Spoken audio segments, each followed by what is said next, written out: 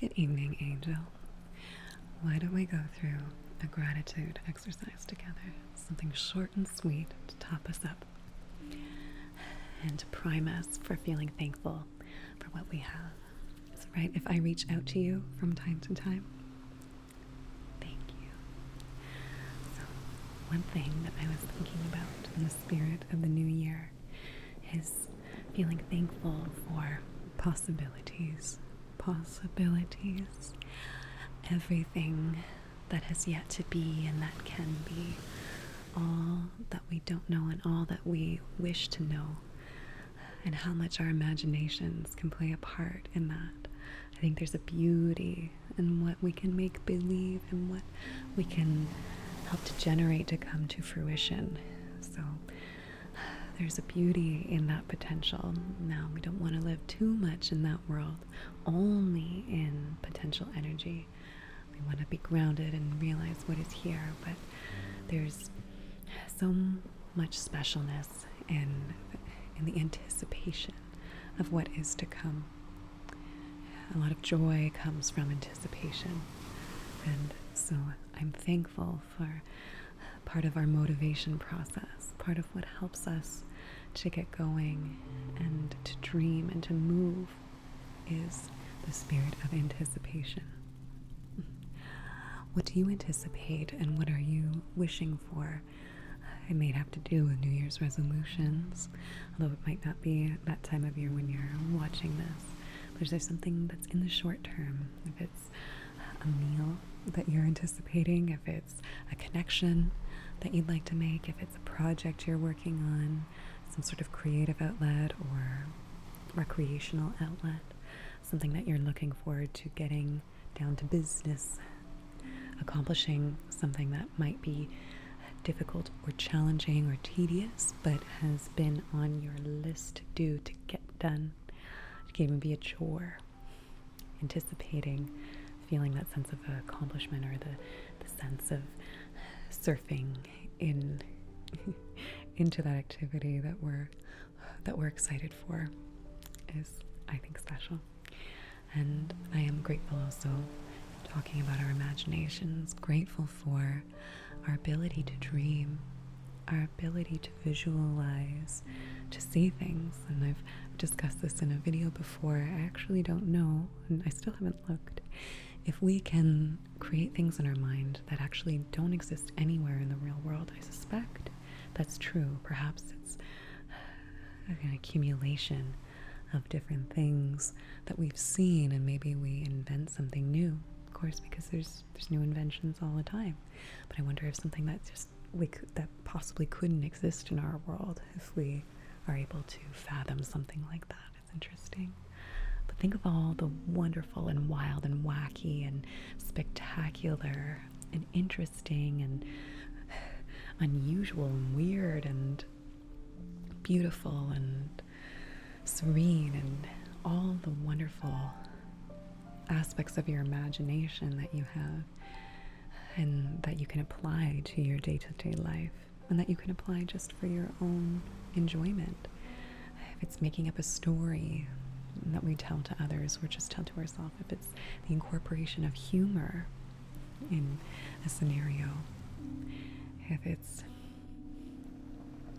adding some fun to an everyday circumstance that we might not have otherwise experienced if it weren't for us injecting some joy and fun into that. The application of our imagination is endless. And that is a treat, something that I think is so unique and wonderful to each and every single one of us that I appreciate and that I am expressing gratitude for. I feel gratitude for community, angels. And even if you notice, at least my experience of the ASMR community has been overwhelmingly positive, and that the comment section is supportive and welcoming and generally speaking a safe space. And I think that is very comforting. It's nice to know. It's nice to know that there are other individuals out there, other persons that have similar interests to you or similar experiences, So even if we don't necessarily know someone face to face, the way that our communication technology has allowed us to merge is to be able to bring together a sense of community where we might not have otherwise known, and maybe in places where it's not necessarily where it's scary, maybe not to be so openly effusive, or it can be frightening to share certain aspects of ourselves or even interests.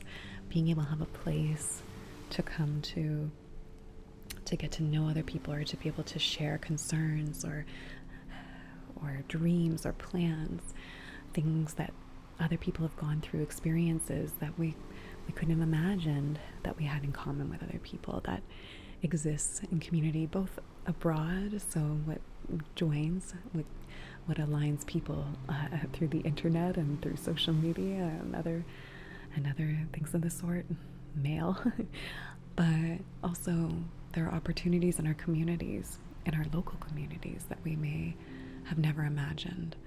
And it takes time. It can be a process to get to know and find these connections, but they're out there. They're out there. And so I'm thankful for this community, angels. Thank you so much for your support and for your welcoming and for your positive energy. And I hope very much to give that right back, to sending positive energy back to you. Thank you. Thank you. Thank you. And thank you to the viewer that said they appreciate how I say thank you, and I guess enunciating it. And I've mentioned gratitude for language before. I love hearing plays on words. I'd like to expand my vocabulary this year. I really, really love hearing rich and velvety and exquisite vocabulary. It's wonderful to hear and to be present in. So I'm appreciative of that. Is there a word that you've learned, or an interesting or funny word that you'd like to share? And maybe even the context of it, which can be amusing, or something you might have heard before and you haven't heard it applied in a certain way, and that humors you or sparks something in you or entertains you in a way. I'd love to hear. It's so funny how there's so much that can be shared in our language, and not just the verbal aspect, but the tone of our voice, our body language, eye contact, facial expressions, posture. There's so much hand movements. Does it surprise you that I talk a lot with my hands in real, on camera and off camera? Yeah, I tend to be very, very, very expressive. So much that I've noticed I need to tone it down a little bit if I don't want to come across as overly exaggerated in some settings. I might just want to have a small look of concern or a small smile, but it really looks like that, or really looks like that. So that's funny to me, but there's so much that's there in our communication. It's wonderful. And although many cues can be lost when we're just using written language, there are some extremely talented people out there, angels, and I'm sure some of you are among them, are such gifted writers where you can add so much information, so much texture, so much of what I was just saying in terms of body language and expression through words and storytelling. I really admire that quality. When I think we all like to be around a good storyteller, and it's interesting how we can become immersed in a book or audiobook or show or movie, YouTube video, when we see that someone is a good storyteller. And so I'm very thankful for stories. They really, really engage us. You know, our ears perk up, don't they, when we're hearing a good story. In many different genres, we like to hear different types of perspectives, different types of stories. There's places for all of them. Thank you to the storytellers. Thank you to our ability to be able to hear and to take in, interpret, listen, read, consume stories, consume communication with each other, and all the nuances that is in our communication.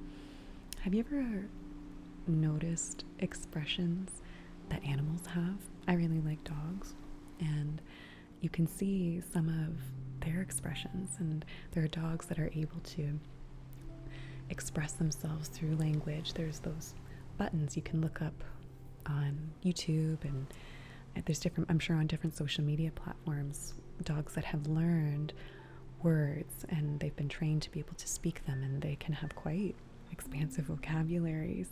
But sometimes I swear you'll see dogs with very expressive faces where they can give attitude, where they have big smiles, where they look upset because all their food's gone even though they just finished.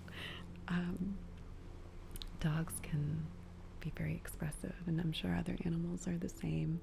You can hear in their voices, if you really get to know them, their tone and how they vocalize. It moderates or modulates based on their affect and what they're feeling and what they're thinking.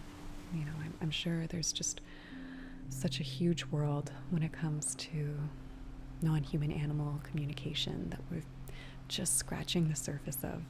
I know we're very complex, and we like to think of ourselves as a highly intelligent species, but I think there's just a massive amount that we don't know, and that we'll be shocked to find out that the way that other animals communicate, and that's exciting. That's exciting. So that's it for today, angels. I'd like the idea of doing quick check-ins, quick gratitude pit stops where we're able to reflect on some things that we can be thankful for, that we appreciate and enjoy. Feel free to leave a comment for what is on top of mind and what you're appreciating right now. Thank you for being here, and I'm sending you so many positive wishes. Take care. Take care.